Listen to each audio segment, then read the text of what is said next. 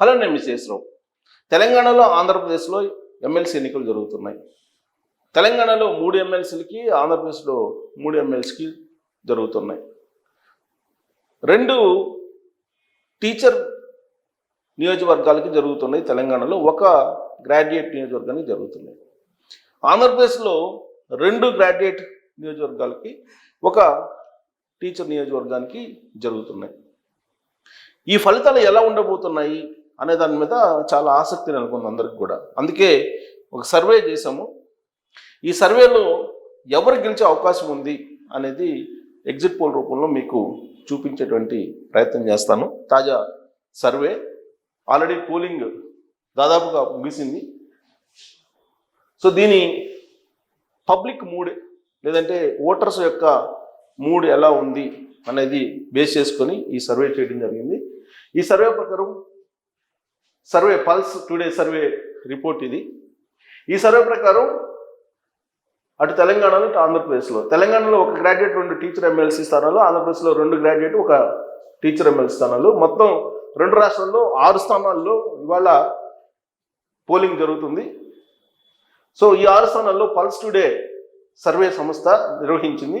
తెలంగాణలో Medak, Nizamabad, Adilabad, Karimnagar graduate MLC, Medak, Nizamabad, Adilabad, Karimnagar teachers MLC, Warangal, Khammam, Nalgonda teachers MLC. ఇది తెలంగాణ. ఆంధ్రప్రదేశ్కి వచ్చేటప్పటికి Krishna, Guntur graduate MLC election, east Godavari, west Godavari జిల్లాల graduate MLC election, Uttarandhra Srikakulam, Vizianagaram, Visakhapatnam teacher MLC election జరుగుతుంది పోలింగ్.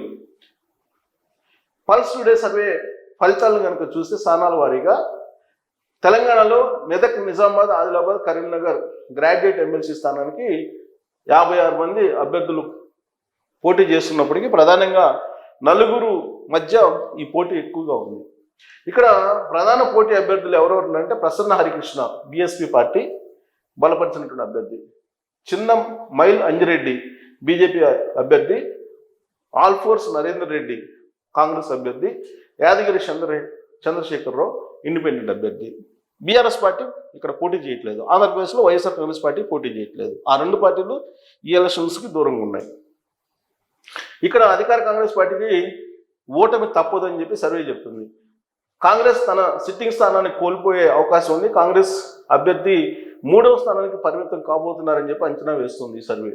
అలాగే ఇక్కడ బీజేపీకి కూడా షాక్ తప్పదని చెప్పి అంచనా వేస్తున్నారు. బీజేపీ అభ్యర్థి అజ్జిరెడ్డి గట్టి పోటీ ఇచ్చినప్పటికీ బీజేపీ అభ్యర్థి 2వ స్థానంలో ఉండబోతున్నాడని చెప్పి ఈ సర్వే చెప్తుంది.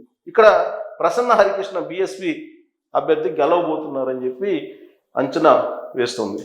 ఇక మెదక్, నిజామాబాద్, ఆదిలాబాద్, కరీంనగర్ గ్రాడ్యుయేట్ ఎమ్మెల్సీ ఎన్నికల్లో ప్రసన్న హరికృష్ణ ఇది గెలిచే అవకాశం ఉందని చెప్పి సర్వే చెప్తుంది. ఇక మెదక్, నిజామాబాద్, ఆదిలాబాద్, కరీంనగర్ టీచర్ ఎమ్మెల్సీ స్థానానికి వచ్చేటప్పటికి 15 మంది అభ్యర్థులు పోటీలో ఉన్నారు. వీళ్ళలో 4 మధ్య పోటీ ఉంది. ఇక్కడ ప్రధాన పోటీ అభ్యర్థులు Malka Komaraiah BJP, Vanga Mahender Reddy PRTU, Kora Raghottam Reddy sitting MLC, Yatakari Sayanna BSP అభ్యర్థి. ఇక్కడ సిట్టింగ్ ఎమ్మెల్సీ తన స్థానాన్ని కోల్పోయే అవకాశం ఉంది. బీజేపీ ఇక్కడ విజయం సాధించే అవకాశం ఉందని చెప్పి ఈ సర్వే సంస్థ అంచనా వేస్తుంది. ఇక మెదక్, నిజామాబాద్, ఆదిలాబాద్, కరీంనగర్ టీచర్ ఎమ్మెల్సీ ఇక్కడ మల్కా కొమరయ్య బీజేపీ అభ్యర్థి గెలిచే అవకాశం ఉంది ఇక్కడ ఈ కాన్స్టిట్యూన్సీ. ఇక వరంగల్, ఖమ్మం, నల్గొండ టీచర్స్ ఎమ్మెల్సీ స్థానానికి 19 మంది అభ్యర్థులు పోటీ చేస్తున్నారు. ఇక్కడ 7 మధ్య పోటీ ఎక్కువగా ఉంది. వాళ్ళల్లో పులి సర్వోత్తమ్ రెడ్డి బీజేపీ అభ్యర్థి, అలుగుబెల్లి నరసింహారెడ్డి యూటీఎఫ్ అభ్యర్థి, పూల రవీందర్ బీసీ ఐక్య సంఘాల అభ్యర్థి, శ్రీపాల్ రెడ్డి పిఆర్టీయు అభ్యర్థి, డాక్టర్ కొలిపాక వెంకటస్వామి ఈయన టిఎస్ సిపిఎస్ యు అభ్యర్థి, హర్షవర్ధన్ రెడ్డి ఇండిపెండెంట్ అభ్యర్థి, సుందర్ రాజు యాదవ్ ఇండిపెండెంట్ అభ్యర్థి. ఇక్కడ బీజేపీ పార్టీ అభ్యర్థికి షాక్ తగలబోతుంది. 7 అభ్యర్థులకు టీచర్ల నుండి ఇంచుమించు సమాన మద్దతు లభించే అవకాశం ఉందని చెప్పి అంచనా వేస్తున్నారు. అంటే రిజల్ట్ వాళ్ళు అవేంట్స్లో పెట్టారు, వాళ్ళు అంచనా వేయలేకపోతున్నారు. ఇక ఖమ్మం, నల్గొండ టీచర్స్ ఎమ్మెల్సీ 19 మంది అభ్యర్థులు పోటీ చేస్తున్నప్పటికీ ప్రధాన పోటీ 7. ఇది ఆల్రెడీ చెప్పాను.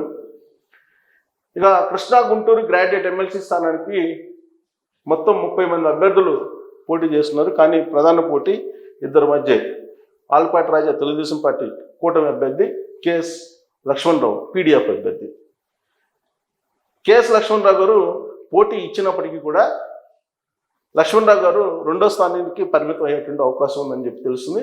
ఇక్కడ హోరాహోరీ పోటీ జరిగే అవకాశం. ఈ హోరాహోరీ పోటీలో తెలుగుదేశం పార్టీ కూటమి అభ్యర్థి ఆలపాటి రాజా విజయం సాధించబోతున్నారని చెప్పి అంచనా వేస్తుంది. ఇక కృష్ణా గుంటూరు జిల్లాల గ్రాడ్యుయేట్ ఎమ్మెల్సీకి సంబంధించి ఆలపాటి రాజా తెలుగుదేశం పార్టీ గెలిచే అవకాశం ఉందని చెప్పి అంచనా వేస్తున్నారు. ఈస్ట్ గోదావరి, వెస్ట్ గోదావరి ఉమ్మడి జిల్లాలు అనమాట. స్థానానికి 35 మంది అభ్యర్థులు పోటీ చేస్తున్నారు. వీళ్ళల్లో ప్రధానంగా ఇద్దరి మధ్య పోటీ ఉంది. పేరాబత్తుల రాజశేఖర్ తెలుగుదేశం పార్టీ కూటమి, అలాగే వీరరాఘవల్లు పీడీఎఫ్ అభ్యర్థి, పేపకాయల రాజేంద్ర ప్రసాద్ గోదావరి రాష్ట్ర సాధన సమితి అధ్యక్షుడు, సుందర్ ఇండిపెండెంట్ అభ్యర్థి. అయితే పోటీ ఇద్దరి మధ్య ఉండే అవకాశం ఉంది, పీడీఎఫ్ అలాగే తెలుగుదేశం. పీడీఎఫ్ అభ్యర్థికి పోటీ నువ్వనంటూ జరగబోతుంది. పీడీఎఫ్ అభ్యర్థి నిరుద్యోగుల్లో, ఉద్యోగుల్లో గ్రూప్ 2 పరీక్షలు రాస్తున్న వారిలో ప్రభుత్వం మీద కొంత వ్యతిరేకత ఉన్నప్పటికీ హోరాహోరీ పోరులో వ్యతిరేకతను అధిగమించి కూటమి అభ్యర్థి ఇక్కడ విజయం సాధించుకునే అవకాశం ఉంది. సో గోదావరి జిల్లాకు సంబంధించి తెలుగుదేశం పార్టీ అభ్యర్థి పేరాబత్తుల రాజశేఖర్ గెలిచేటువంటి అవకాశం ఉంది. ఇక ఉత్తరాంధ్ర శ్రీకాకుళం, విజయనగరం, విశాఖపట్నం ఇక్కడ 10 మంది పోటీ చేస్తున్నారు. ప్రధాన పోటీ ముగ్గురు మధ్య ఉంటుంది. పాకలపాటి రఘువర్మ ఏపీటీఎఫ్ అభ్యర్థి, టీడీపీ మద్దతు ఇస్తుంది. కూటమి బలపరిచిన అభ్యర్థి అతను. గాదే శ్రీనివాసనాయుడు ఎక్స్ఎమ్మెల్సీ, విజయగౌరి పీడీఎఫ్ అభ్యర్థి. ఈ సర్వే ప్రకారం ఏపీటీఎఫ్ అభ్యర్థి గెలిచేటువంటి అవకాశం ఉంది, రఘువర్మ.